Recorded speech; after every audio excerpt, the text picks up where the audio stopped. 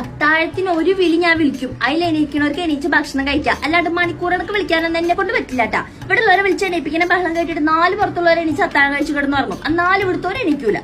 10 തരം പൊരിയും കടി ഇവിടെ ഉണ്ടാക്കിയേക്കാനൊന്നും പണ്ടത്തെ പോലെ എനിക്ക് വയ്യാട്ടാ. നോമ്പ് നോറ്റിട്ട് എന്തെങ്കിലും ഒന്നും ഇവിടെ ഉണ്ടാക്കി വെക്കും. വേണ്ടിയവരെടുത്ത് തിന്നാം. അല്ലാത്തവരൊറ്റക്ക് എന്താ ഉണ്ടാക്കി തിന്നു. എനിക്ക് വയ്യ.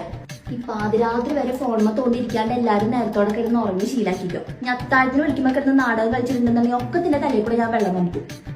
ഓരോ വീട്ടിലെ കുട്ടികൾ സുബയും തറാവിയും ഒക്കെ പള്ളിയിൽ പോയിട്ട് നിസ്കരിക്കും. ഇവിടുത്തെ മാത്രമാണ് ഈ തളർച്ച. ഇപ്പഴേ ഞാൻ പറഞ്ഞുതരാം, നോമ്പെടുത്തിട്ട് നിസ്കരിക്കാണ്ട് നടക്കാനാണെന്നുണ്ടെങ്കിൽ ഒക്കത്തിന്റെ നടപ്പുറം ഞാൻ പൊളിക്കൂട്ടാ. ഇപ്പൊ സുഖമായി നോമ്പിട്ട് തുറന്നു കഴിഞ്ഞാൽ തിന്ന പാത്രം ടേബിളുമിലും അടുക്കളയിലൊക്കെ പരത്തി ഇങ്ങനെ ഉമ്മാക്ക് കൂട്ടി വെച്ചിട്ട് എല്ലാരും എണീച്ചു പോകും.